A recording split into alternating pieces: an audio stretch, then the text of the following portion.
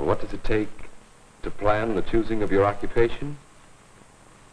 Well, I suggest two major investigations. The first one about not what you wish you were or are afraid you might be, but your real self. And another investigation about occupations. what's ahead for you in different jobs. This takes planning, but it will lead you to one of the most important decisions of your life. Now, what do you need to know about yourself? Well, what are your interests? What do you like? Then, your abilities.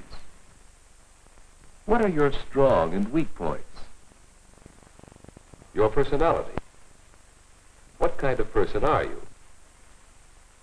All right, first, what interests you? You know, there are ways to determine your interests. Preference records like these will help you analyze yourself. Suppose you like to take pictures. This interests you.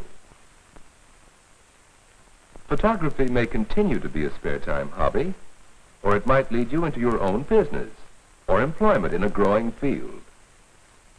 If your hobbies don't lead to a vocation, what kind of books and magazine articles do you like to read?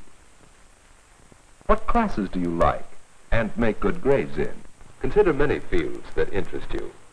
Your list may narrow down as you consider your abilities. You may be better at some skills, not so good at others. For example, there are different kinds of ability needed here, aren't there? You may be alert and smart enough to be a catcher, and yet lack the good control and stamina required of a pitcher.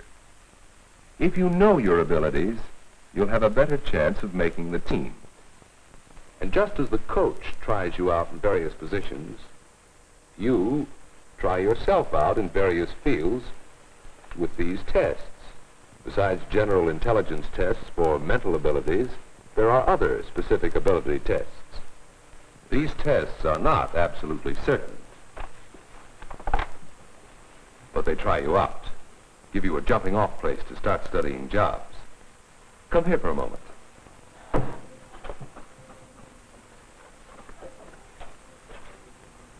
This manual dexterity test is one of them.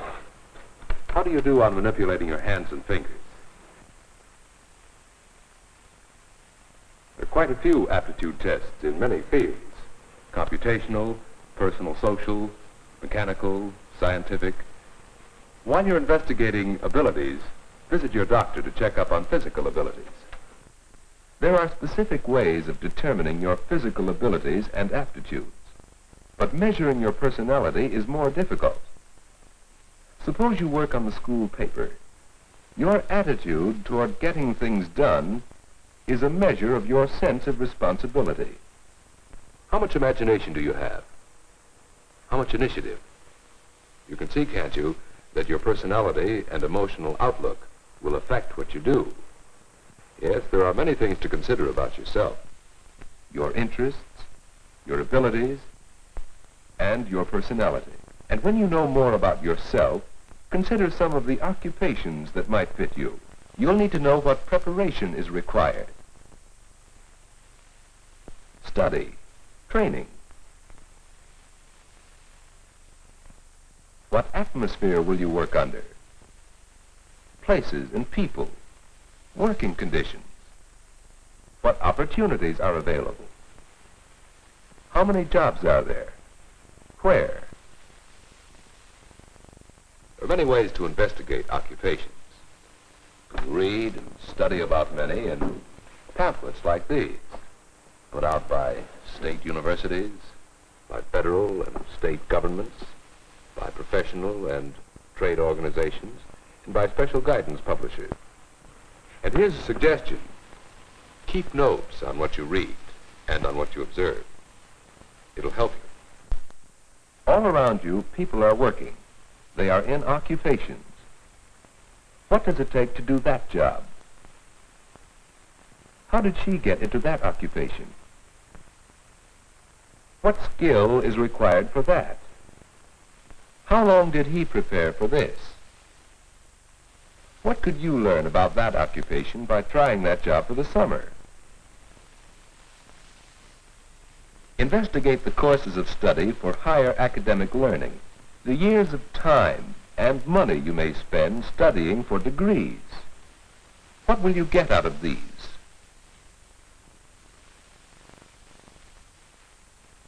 What about practical preparation?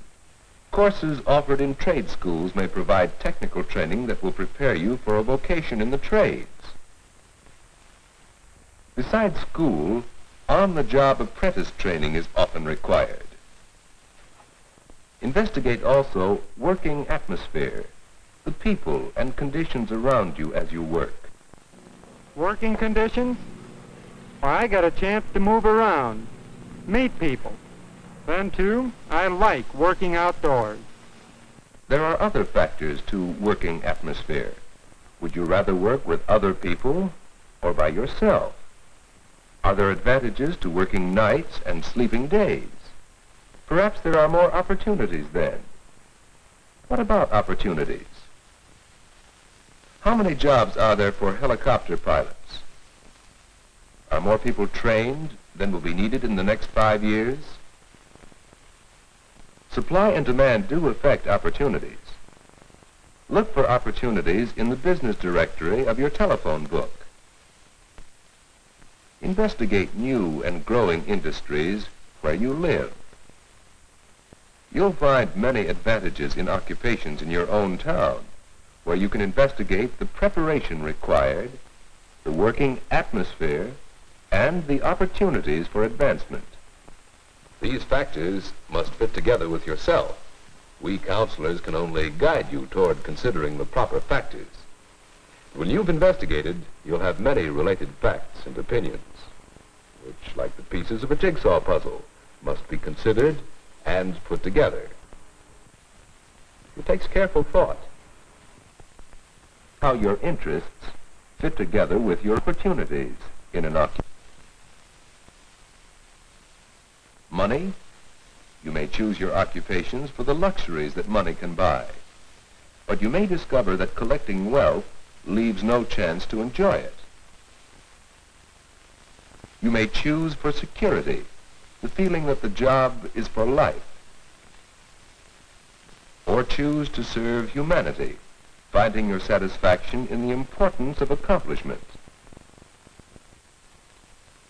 You may want to create artistically, or build mechanically. You may desire power, leadership, fame. You may find a combination of these aims in your choice of occupations. But start now to choose wisely and plan your courses. Your next few years are vital to you. Take advantage of this time. When you apply for that first job and the employment manager asks, "What can you do?" be ready with specific answers. Answers that will enable you to